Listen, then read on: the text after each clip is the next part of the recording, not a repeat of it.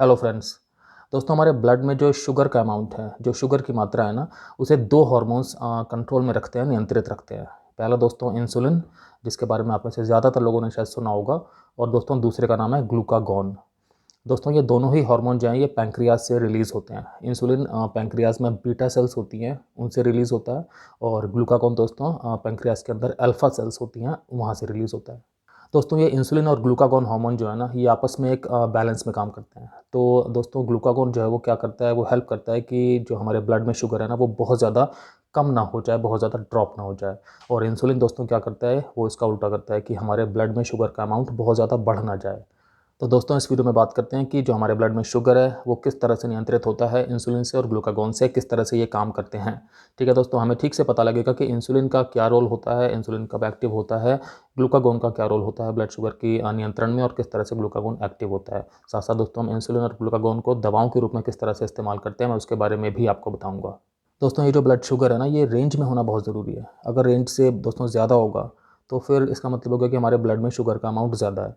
अब दोस्तों ब्लड हमारे पूरे शरीर के हर एक सेल को पहुंचता है। तो फिर क्या होता है कि जो ब्लड में अगर शुगर का अमाउंट ज़्यादा है तो हमारी बॉडी की सारी जो सेल्स हैं, कोशिकाएं हैं, वो ज़्यादा शुगर के लिए एक्सपोज होती हैं। तो फिर इससे उन कोशिकाओं को दोस्तों हार्म पहुंचता है, उनमें डैमेज होता है ज़्यादा शुगर होने की वजह से ब्लड में। और अगर दोस्तों ब्लड शुगर का अमाउंट कम हो जाए ज़रूरत से ज़्यादा, फिर तो हाइपोग्लाइसीमिया हो जाता है। वो अपने आप में एक डेंजरस कंडीशन होती है, लाइफ थ्रेटनिंग कंडीशन भी हो सकती है। तो बहुत ज़्यादा इंपॉर्टेंट है कि ब्लड शुगर दोस्तों बिल्कुल हमारी रेंज के अंदर रहे, जो आइडियली होना चाहिए।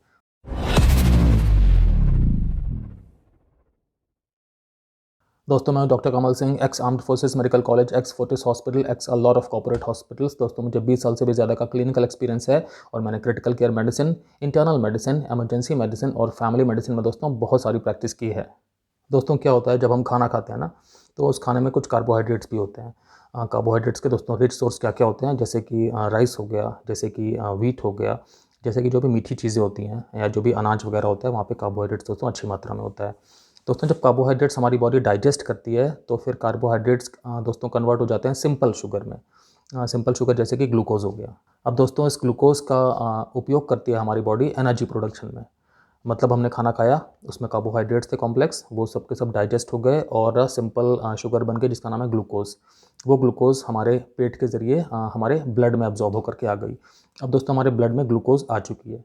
अब ब्लड के ज़रिए ये ग्लूकोज हमारी बॉडी की सारी सेल्स में पहुंचेगी, और हमारी हर एक सेल, मतलब हमारी हर एक कोशिका इस ग्लूकोज को लेगी अपने अंदर और इस्तेमाल करेगी, जो भी सेल के अंदर बहुत सारी हज़ारों तरह की केमिकल रिएक्शंस हो रही होती हैं, उन्हें पूरा करने के लिए। मतलब सेल को जो एनर्जी है ना, जो ऊर्जा है, वो ग्लूकोज से ही मिलती है। तो ग्लूकोज हमारी बॉडी के लिए दोस्तों बहुत इंपॉर्टेंट है, लेकिन इसका रेंज में रहना इंपॉर्टेंट है। दोस्तों आपको ये भी जानना ज़रूरी है कि हमारी बॉडी सारा का सारा ग्लूकोज एक बार में नहीं इस्तेमाल कर लेती, बल्कि क्या करती है कि जो ग्लूकोज है ना, उसको ग्लाइकोजन नाम के एक स्टोरेज कंपाउंड में कन्वर्ट कर देती है। मतलब ग्लूकोज से ग्लाइकोजन बन गया।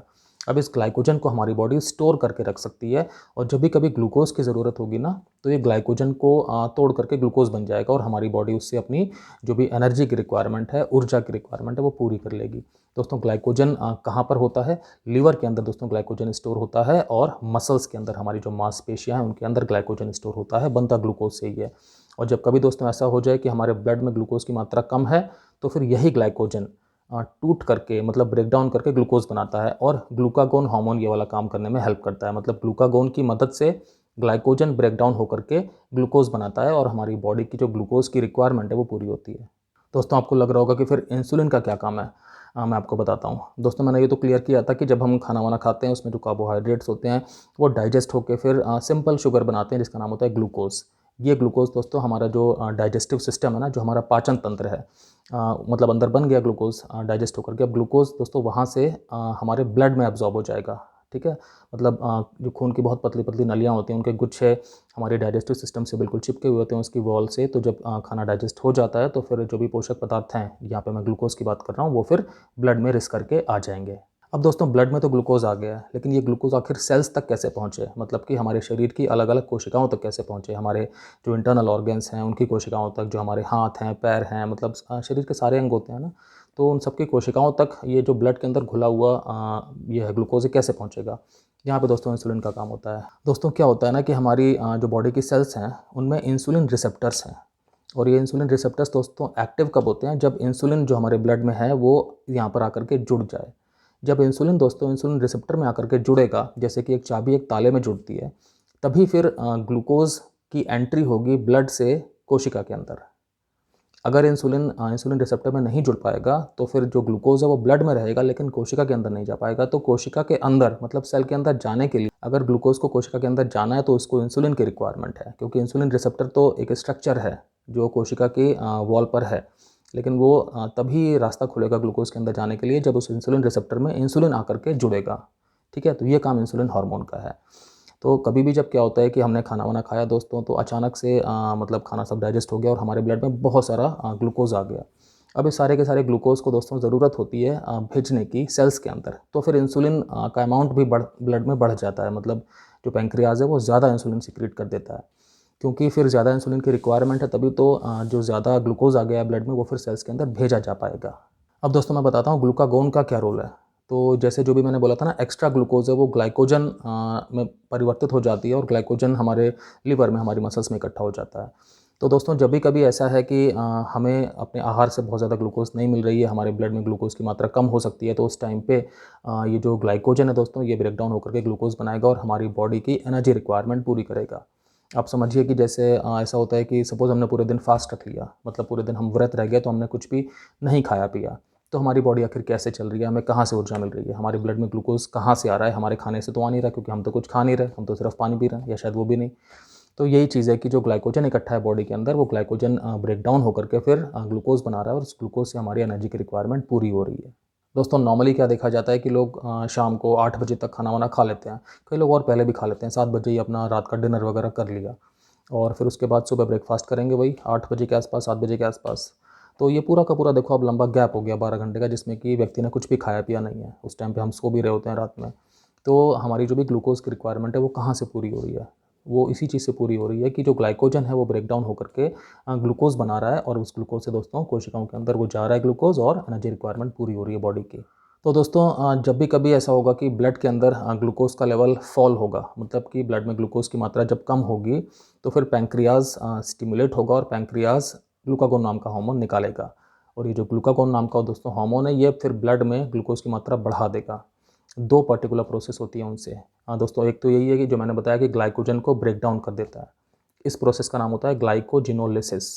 दोस्तों एक और भी प्रोसेस होती है जिसके ज़रिए जो ग्लूकागोन हार्मोन है ये ब्लड में ग्लूकोज़ की मात्रा बढ़ाता है। उस प्रोसेस का दोस्तों नाम है ग्लूकोनियोजेनेसिस। दोस्तों ग्लूकोनियोजेनेसिस जो है ये लीवर में होता है और ग्लूकागोन हार्मोन की मदद से होता है।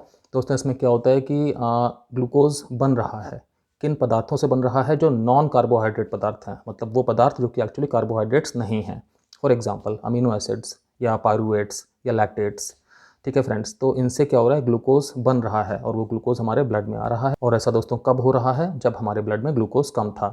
तो ब्लड में ग्लूकोज़ कम ना हो जाए इसके लिए फिर ये सारी चीज़ें हैं, मतलब ग्लूकागोन हार्मोन एक्टिव हो जाता है, वो ग्लाइकोजिनोलिसिस करता है जिसमें कि ग्लाइकोजन ब्रेक डाउन होकर ग्लूकोज़ बनाता है, और दूसरी प्रोसेस है ग्लूकोनियोजेनेसिस, जिसमें कि ग्लूकागोन हार्मोन की मदद से क्या होता है कि ग्लूकोज़ का फॉर्मेशन हो रहा है, ग्लूकोज़ बन रहा है नॉन कार्बोहाइड्रेट मॉलिक्यूल से।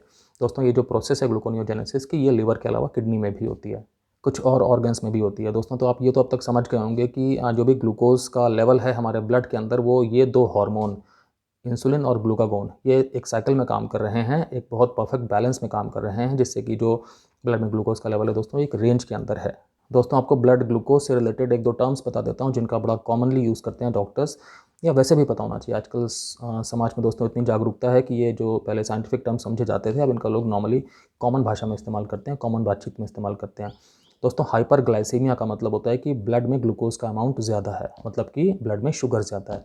दोस्तों हाइपोग्लाइसीमिया का मतलब होता है कि ब्लड में शुगर का अमाउंट बहुत कम हो गया है। हाइपरग्लाइसीमिया में मतलब ब्लड में अगर ग्लूकोज़ का अमाउंट बहुत ज़्यादा है तो उसमें सिम्टम्स हमेशा आ जाएँ ऐसा ज़रूरी नहीं है।